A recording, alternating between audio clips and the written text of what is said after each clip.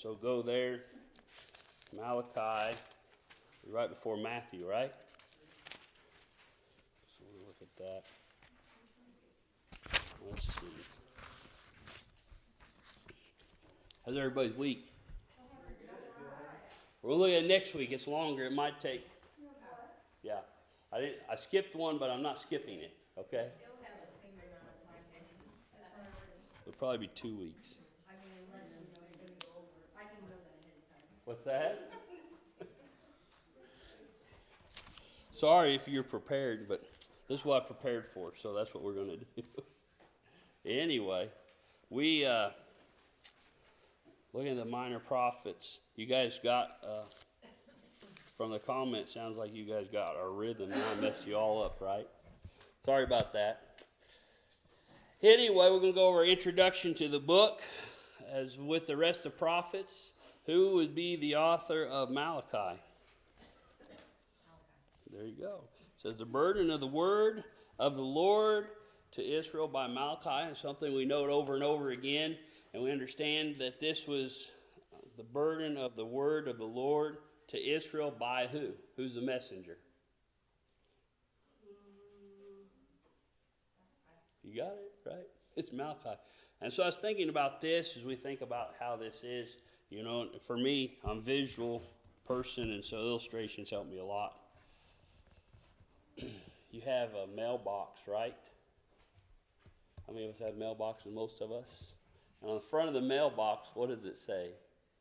U.S. Mail, right?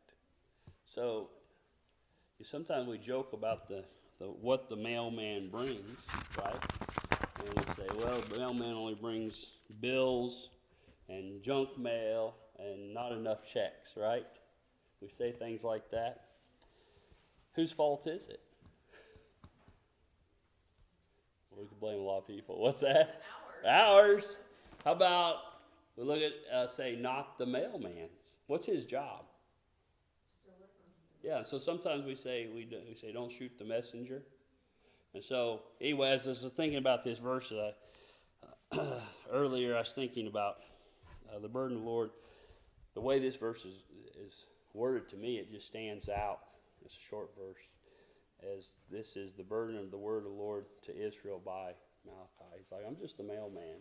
And so he had a message. What would he have done? What would have happened to him if he didn't deliver the message? Yeah. Consequences similar to Jonah. Yeah, exactly. You know, what happens to a mailman when they don't deliver the packages? They get yelled at. Depends what happens. Sometimes they go to prison. But it's serious, right? So we think about this. So this is interesting. You look at point 2. Most of you read ahead, so you already know what we're going to say. His name means what? My messenger. Okay. Whose messenger? I'll this be? Okay. So we know he's God's messenger based on verse 1. The only Old Testament mention of Malachi is in Malachi. Is that true and I think we talked about this. We didn't spend a whole lot of time because this has been an overview and we've been short on time. But some of the other prophets are mentioned in other books. And some of the other prophets also, we have to remember, had common names, didn't they? That are used, may not be that prophet mentioned every time we see that name. Prophet Malachi was the last prophet that we know of until who? John the Baptist. Yeah, John the Baptizer. He was the next prophet. So Dan Case, remember, he talked about the intertestament period. So after this, we enter into the intertestament period where God becomes what? Silent for a period of time. Now, Eric preached from Job on Sunday, didn't he? And so Job had a lot of questions, didn't he? And what was the problem? I hate to use problem. What was the situation? What happened between God and Job regarding their communication? Did God cut off his side of the communication for a period of time? Job had a lot of unanswered questions, right? And as we go through the book, what did that cause Job to do? Wonder. Yeah, wonder, right? He wanted to seek God's counsel that he wasn't receiving. He had a lot of questions, so he was wondering. I didn't think about that word. It's good word. Day of the book, probably 432 to 435. And we talk about these dates, and we can pin them down pretty close as far as the things that were happening and things that are mentioned. He was another prophet after the what? He wrote after the captivity. Okay, so think about that as far as the rebuilding. He was also contemporary with Nehemiah, and so we talked last week about Haggai, about some of the contemporaries. Same time, similar timeline as this. By the time of Malachi, the temple was in full use, right? Now, as we think about that, we tie this back to last week's lesson. What are some of the things we discussed last week regarding Haggai and what was happening? Wasn't it Haggai?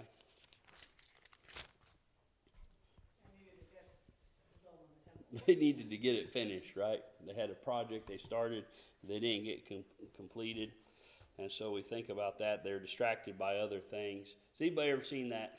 There's a show, I think it's called Undercover Billionaire. Has anybody seen that show? Okay. Anyway, it's interesting how it is. But one of the things they talked about in that show is one of the keys to their success was finding housing and getting settled in, right? The Jews, in preparation for, or as part of moving back, they made sure their housing was not only adequate, but beyond adequate. What did they forget about? The temple. And so we see this progression as far as they're headed in the right direction. They're making progress. But these prophets had to write to them and encourage them to do the right thing. So as we think about that, you come to our next point. The purpose of the writing was to reform the people back to the proper. I know you guys are reading ahead. Scared to shout out. Proper. Okay, we could just say reform the people back to proper worship. But what's important about the word form? Okay, the act of doing it, right? We're laying out, the guys are finishing up laying out form boards for pour tomorrow. And so we do that form, right? Once we put the concrete in those forms and we pull the forms off, what's the concrete look like? Wavy. What's that? Wavy. Wavy. Thanks, Andy. Anyway, hope you're not busy. You can come help tomorrow. Anyway, what's the concrete designed to do? Okay. The concrete, when you put in that, is to duplicate, right? And so as we think about this, going back to the proper form of worship, sometimes we describe the book of Acts as being the blueprints for worship in the New Testament. You ever heard that before? Or something similar to that? Why? Because when you think about this word as far as conform, what's it mean to conform? Change. Okay. Change that. They didn't mention that in the New Testament.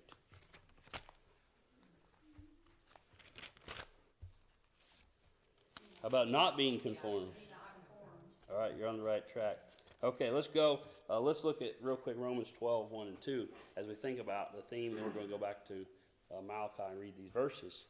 Paul says, I beseech you, therefore, brethren, by the mercies of God, that you present your bodies a living sacrifice, wholly acceptable to God, which is your reasonable service. And do not be conformed to this world, but be ye transformed by the renewing of your mind, that you may prove what is good and acceptable and the perfect will of God. We as Christians, we're either going to look like the world or look like Christians, right? Here, the warning is to not look like the world.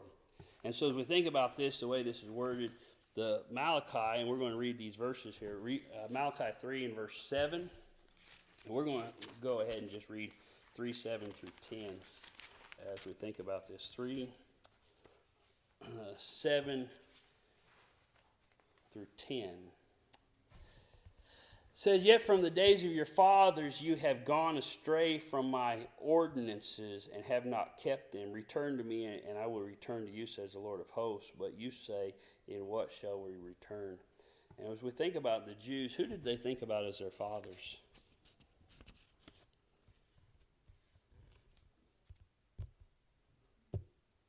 You guys know the answer. I know you do. Abraham, Isaac, and Jacob, right? We think about that. And so God says from this, in fact, you read verse 6, God said, for I am the Lord, I do not change.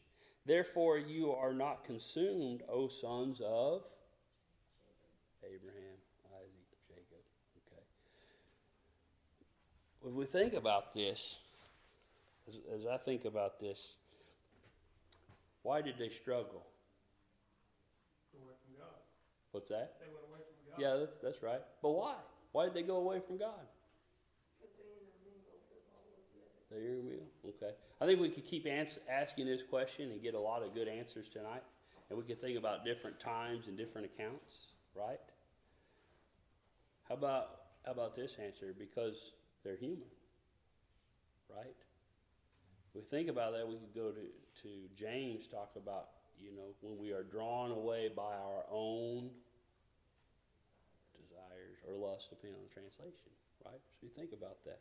And so we say, as we study Malachi tonight, as we think about this, we say, these people, can you believe they acted that way? What if a prophet, a book of the Bible, was written about us? Right? What would it say? Something similar. So we got to be careful, right? Because we all have our ups and downs. And so we have times when we're stronger and weaker, and we always got to turn back and become what? Seeking to become stronger, right? Even we see that in some of the apostles. All right, let's keep reading. We're going to read verses 8 through 10. Probably the most notable verses in the book of Malichi. Some of my favorite verses we think about this. But the question is asked, verse 8, will a man rob God? Yet you have robbed me. But you say, in what way have we robbed you? What's the answer? In tithes and in offerings. You are cursed with a curse, for you have robbed me, even this whole nation. Bring all the tithes in the storehouse, that there may be food in my house. And try me now in this, says the Lord of hosts, if I will not open for you the windows of heaven and pour out for you such a blessing that there will not be room enough to receive it. Anybody read that before? Probably all of us were pretty familiar with this. And so as we think about a question, or the question in verse 8, will a man rob God? The answer, of course, as we talked about, is yes. And so it's described, we think about this, a lot of people say, we can't really take anything from God because he's there, right? If I was going to rob you, I would have to go to where you're at or stay, right? Something that you have, right? And you think about, sometimes we say, well, God's in heaven. We can't take anything he has because we don't have any access, right? What's that? You can rob your own soul from him, right? And so what they have taken away was the tribute that was due, right? So there's several ways, as far as we think about this, that we can rob God. And what's happening, we say, well, this was monetary. They weren't bringing their gifts as they were supposed to, their tithes and their offerings. But as you think about that, a tithe and an offering is simply a worship, right? It was an act of worship. Okay. We hear the phrase, what does this church have to offer me? You ever heard that? Sometimes we ask that, right? And sometimes we joke about, what's the answer? People say, I didn't get anything out of worship today. What did we bring? Because worship, the idea of worship is to bow down and to give, right? To lift God up, pay homage to him. The flip side of it is, do we get anything out of worship? Okay, yeah, when we do it right, which means we have to give. We get something out of worship. But if we're looking, and so as you think about that principle, keep going through these verses. He says, yet you have robbed me, but the question is, in what have you robbed me? In the tithes and the offerings. Think about the dynamic. I don't know if maybe you've already spent a lot of time thinking about this, but you think about this. God says, you have robbed me because you didn't give something to me.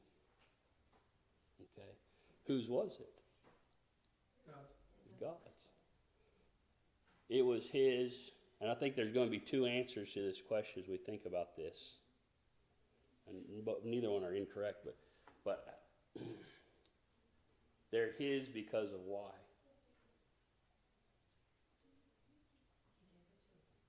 Okay, right. Everything is his automatic, right? We're just stewards on this earth, right? We're just stewards. And God's blessed us with our bodies. We're stewards over our bodies. We're stewards over our homes. We're stewards over our families, our spouses, our children, right? The money that we receive, right?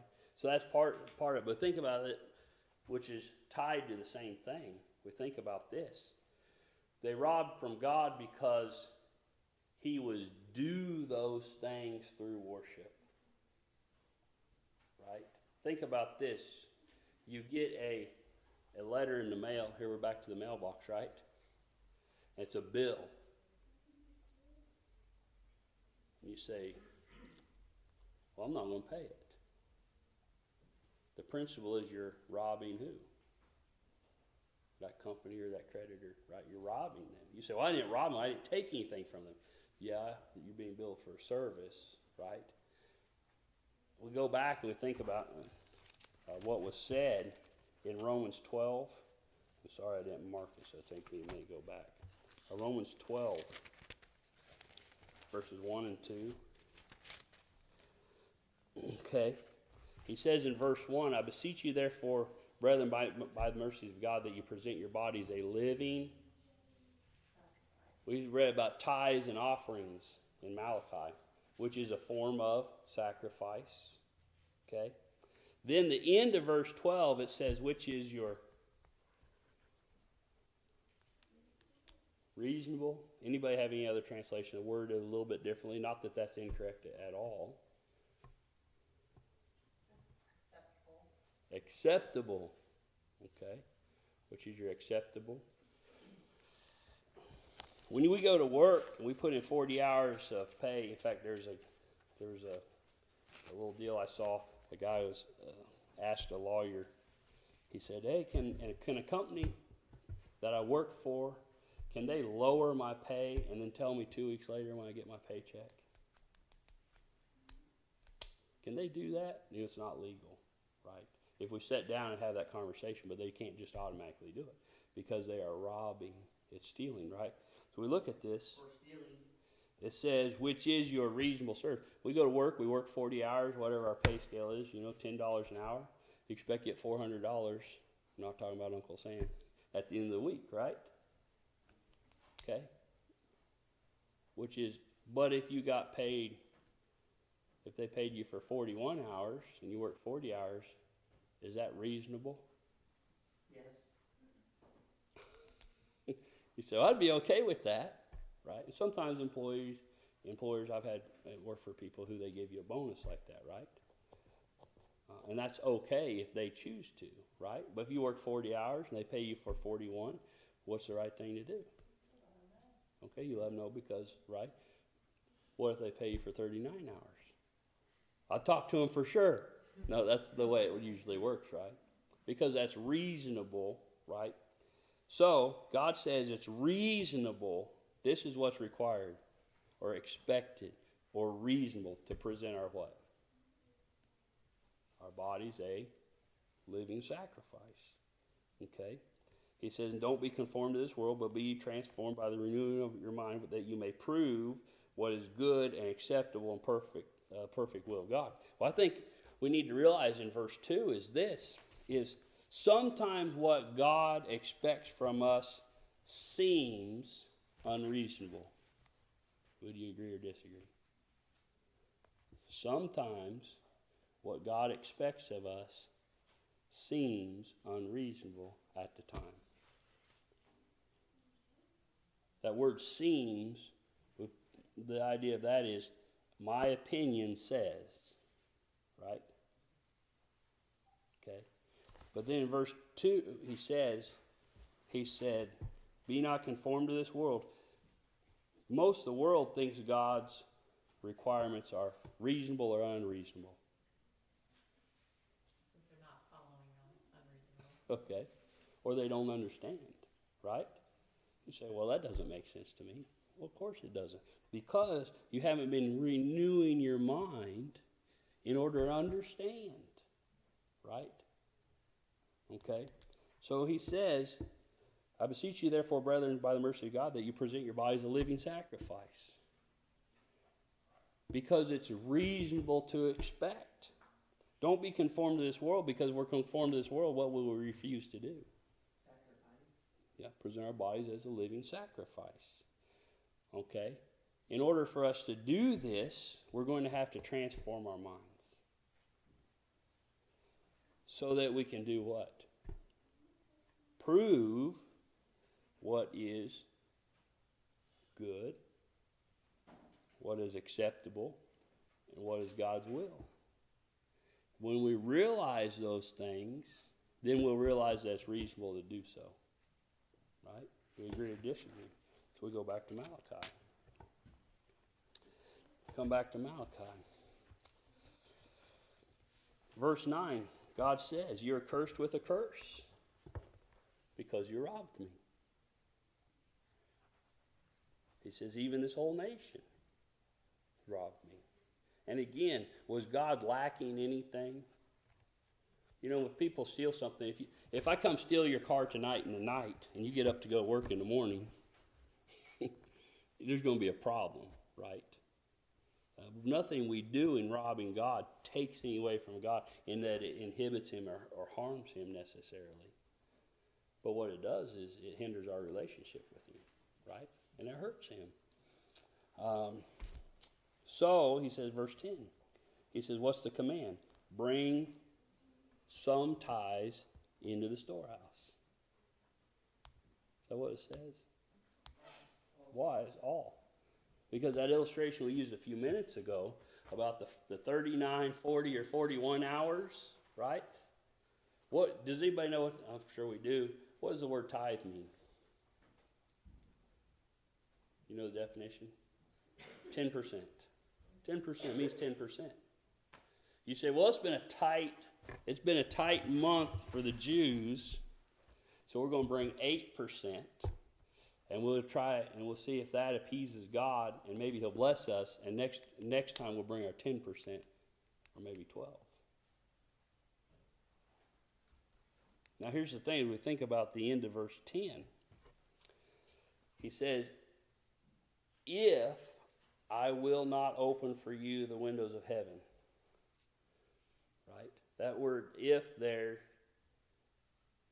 he says, is tied back to, and try me now in this. God's saying, why don't you test me on this?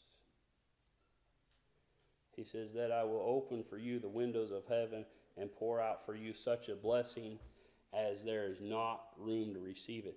What was the state of Israel? Right? We go back and we look at verses 6 and 7, what we read. Look at verse 7. It says, yet from the days of your fathers you have gone away from my ordinances and have not kept them. Return to me, and I will. So here's a question we ask when we think about my good night, time flies when you're having fun. Anyway, my favorite verse we spend too much time on here. Here's the thing. Was Israel being blessed at this time? They had to return to him to be blessed. Had to return. So we ask the question, do you think things were tight in Israel? Okay. What we studied last week was that they were having trouble making ends meet, it appeared, right? And so we say, we're having trouble making ends meet, so we're going to cut our budget. How are we going to cut our budget? We're talking about Israel here, right? Israel said, how are we going to cut our budget, folks? Well, we don't have the blessings we need. Things are tight, so I know what we'll do. We can't turn off the lights. We got to have water. Got to have gas. Got to make our house payment, our car payment. I know what we're going to do. Let's withhold our tithes because things are tight. Right? You say they didn't have cars. We understand the illustration. Israel said, things are so tight, God, we're going to have to withhold our worship from you. God said, why don't you try something? Why don't you do what you're supposed to do and see if you're not blessed? Right? We go back and we look at verse 10. God said, bring in all the tithes, not 8%, not 9%. God said, all the tithes, that there may be food where? In my house. What did we talk about? Wasn't it last week about the sealed houses? God says, my house lies in ruins, right? But you took care of yourselves. He says, why don't you bring in all the tithes into the storehouse, that there may be food in my house? And try me now in this, says the Lord of hosts, if I will do what? Open for you the windows of heaven and pour out for you such a blessing that there's not room to receive it. We say, God, we can't give to you because things are too tight. God says things are tight because you haven't been giving to me. Right? You think about that principle. We can use this in a lot of different areas, whether we're talking about our monetary contribution we take up on Sundays, or, I guess there's a sermon I've preached before. God wants our time. He wants our talents. What else does he want? Our treasures, right? So sometimes we say, God, things are too tight. I don't have time to worship you. Well, if you don't have time to worship God, he's not going to bless you. Well, God, I don't have time to develop my talents, not money talents, but my abilities. I don't have time to develop those and use those for you. Well, God wants your talents, okay? And then finally, your money. As we think about this principle, we didn't make it very far, Malachi. Here, I thought we were going to spend more time on other. Any questions or comments? You've got the outline. I appreciate your time and comments, especially.